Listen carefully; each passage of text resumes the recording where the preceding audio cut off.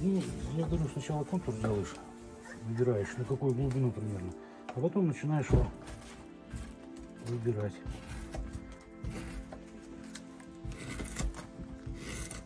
У опытного мастера инструмент скользит по дереву как по маслу. Но это только кажется, что все просто и легко.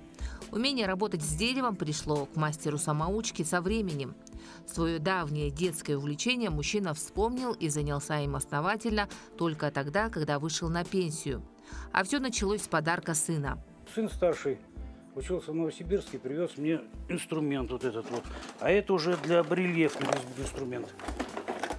Тут уже клюкарзы, всякие топорики, то все, вот этот вот инструмент он привез. А его же использовать надо, он только для барельефной резьбы. Ну вот и пришлось переходить на барельефную резьбу.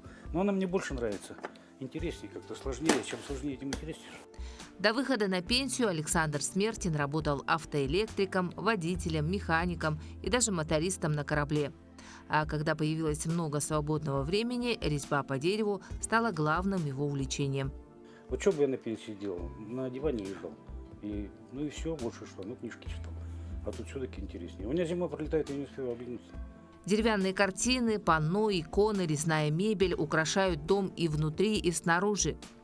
По двору, где живет умелец, можно долго ходить и любоваться, что не вещь, то экспонат. Все, кто приходит в гости, восхищаются и удивляются таланту хозяина. При этом нигде специально этому ремеслу он не учился. Я самоучка, может как-то и по-другому надо. Я как вижу, так и делаю. Сначала вырезаю контур, на какую глубину, а потом уже потихоньку начинаешь обрабатывать. Ну, допустим, на переднем плане что-то ближе, ее сначала вырезаешь, потом углубляешься дальше. Свои поделки мастер в основном изготавливает из хорошо высушенной местной сосны. Однако самым хорошим материалом считает липу, которой в наших краях не найти. Ну, вот еще в помощь.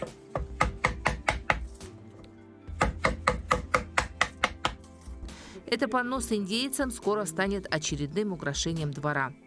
А в основном свои картины мужчина дарит друзьям и родственникам.